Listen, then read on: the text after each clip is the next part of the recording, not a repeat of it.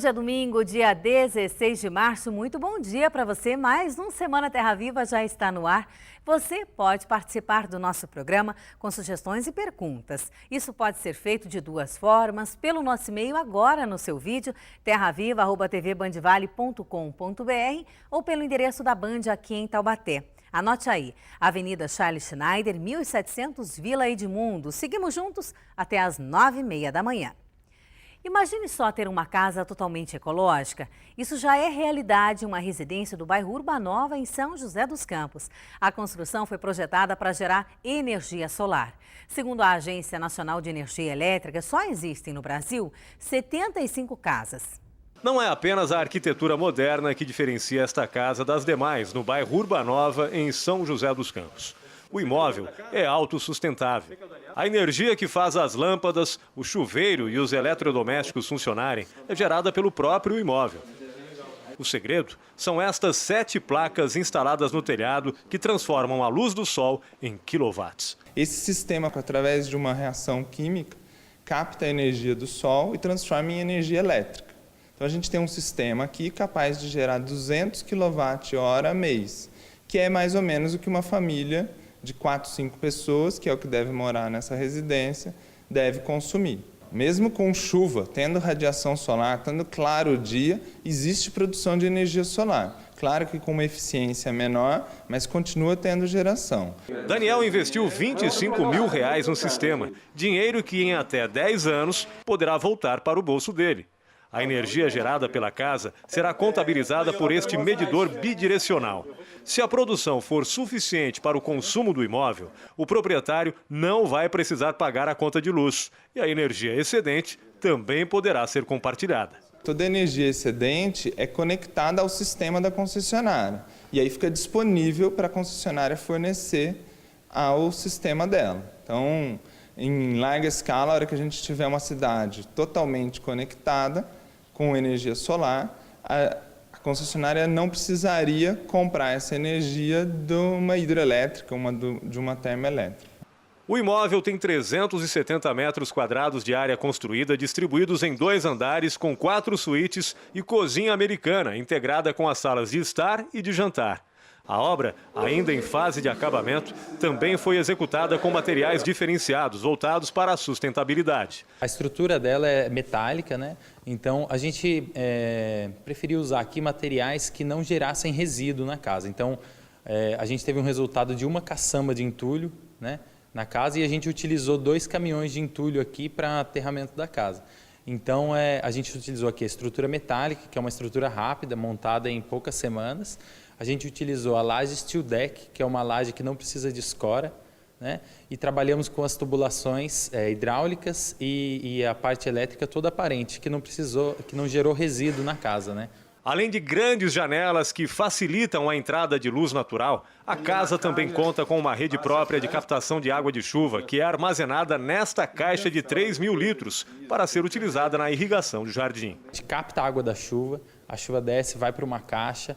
Nessa caixa ela fica armazenada. A gente tem um sistema programado para acionar algumas vezes por dia e tem um sensor de chuva, ou seja, quando chove, esse sistema não precisa ser ligado, né? Ele é um sistema inteligente, o dono da casa não precisa ficar se preocupando se vai ter excesso de água ou se não vai chover, ele pode ficar tranquilo que o sistema funciona sozinho. Na Alemanha já existem cidades inteiras alimentadas por energia solar. E aqui no Brasil, onde o sol brilha o ano inteiro, apesar do grande potencial, essa nova tecnologia ainda é pouco utilizada. Segundo a Agência Nacional de Energia Elétrica, iguais a esta, existem apenas 75 casas em todo o país.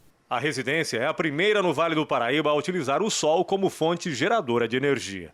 Isso está chegando só agora no Brasil, por conta de uma resolução da ANEEL de 2012, que obrigou as concessionárias a receber essa geração de energia.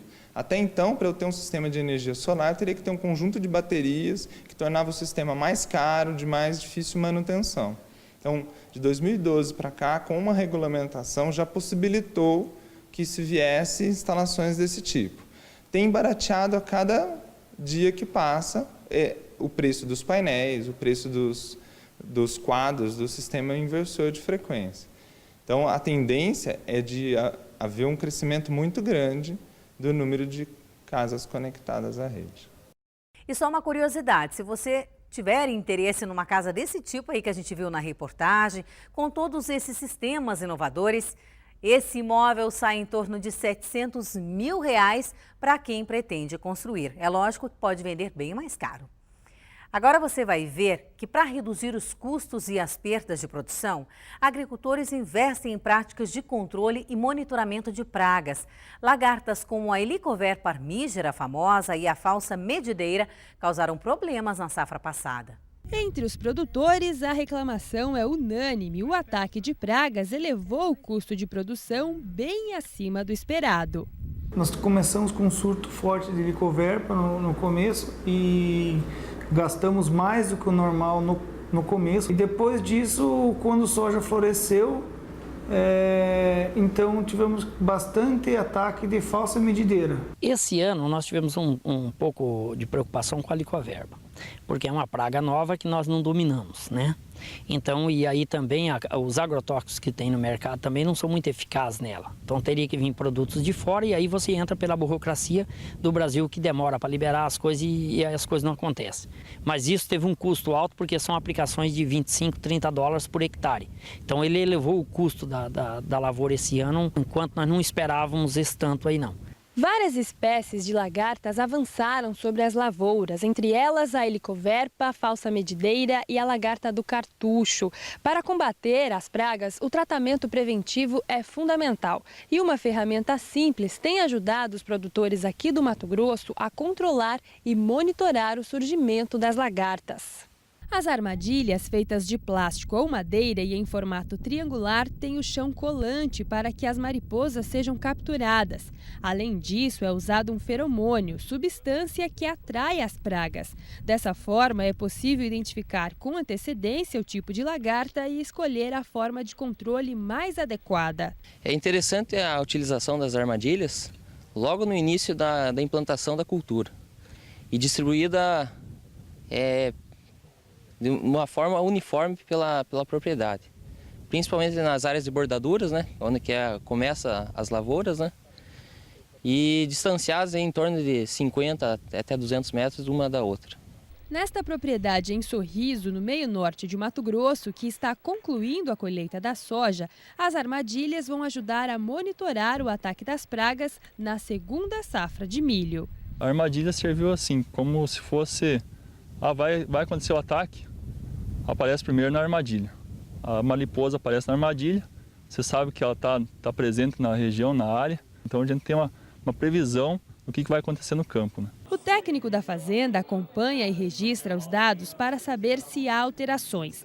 Quando diminui a incidência de lagartas, ele reduz a aplicação de defensivos. Se há aumento, o jeito é aplicar o produto em intervalos menores. Mas também existem outras formas de monitorar o surgimento das pragas. A armadilha vai ser como se fosse uma bússola, ela vai indicar o norte para o produtor. Mas lembrando que nunca podemos esquecer de fazer o monitoramento na lavoura, conferindo plantas, vagens, trifólios e também fazendo o pano de batida, que é muito importante. E daqui a pouco a gente vai falar sobre a indústria que está otimista no combate às pragas. O Brasil é um dos maiores produtores de fruta do mundo, só que o volume de exportação ainda é pequeno para o Oriente Médio. Por isso, a Apex Brasil iniciou um trabalho para promover as frutas nacionais em países como Arábia Saudita e Emirados Árabes. Esses países compraram em 2011 cerca de 3 bilhões de dólares em frutas frescas. Porém, o Brasil, naquele ano, ficou apenas com 0,2% desse mercado, apenas 5 milhões de dólares.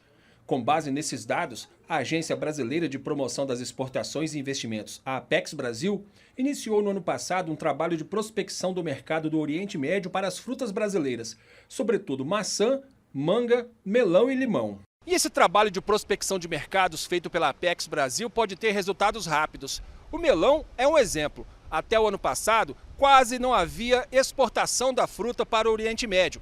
Em 2013, o melão já fechou em 1 milhão de dólares em exportações. O analista João Ulisses Pimenta foi o responsável pelo estudo na Apex e explica como a agência realizou o trabalho.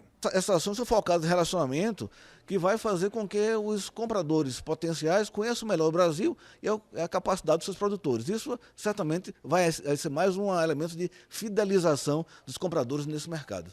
Segundo o analista, a Apex não prevê metas para o aumento das exportações, o que irá depender da capacidade dos fruticultores brasileiros em atender a demanda. Eles mostraram ansiosos em comprar mais, dependendo apenas de acerto de negócio, aí, em termos de safras, né? Mas o volume não é problema. A gente, eu acho que consegue facilmente chegar a números mais expressivos. A Sociedade Rural Brasileira renovou, através dos votos dos associados, 1/3 dos conselheiros e a diretoria.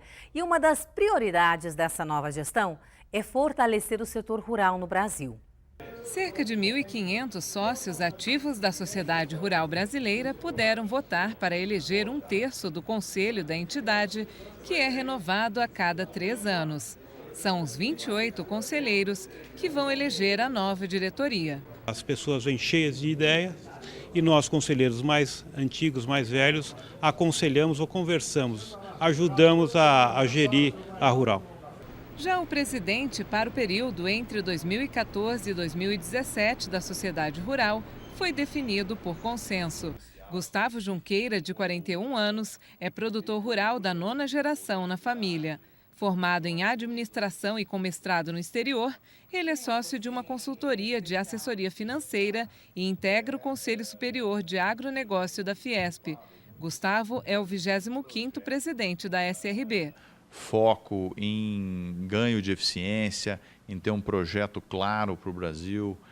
Acho que aí é que eu vou talvez endereçar bastante do meu tempo, conversando com várias partes do Brasil, entendendo o que cada um desses produtores rurais, empresários rurais, ou seja, a agroindústria precisa ser abordada da mesma maneira que a gente aborda os produtores rurais, porque hoje a cadeia está toda integrada. E se ela não estiver integrada, certamente vai ter pedaços aí que vão fazer falta quando você está olhando em eficiência, em foco, em excelência de execução. Ou seja, nós temos que olhar realmente que nós estamos num mercado muito competitivo e o Brasil precisa ser o líder nesse processo.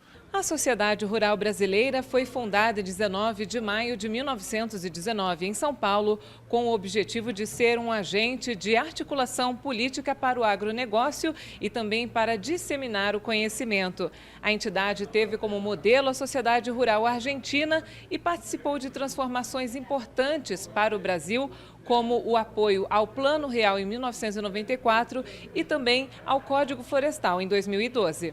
O que é a proposta da história da Rural? A proposta da Rural é a formação de lideranças, é apoiar a alternância de poder, é mostrar à sociedade brasileira as novas personalidades, as novas ideias e as novas pessoas. Semana Terra Viva vai para um rápido intervalo a seguir os eventos da região.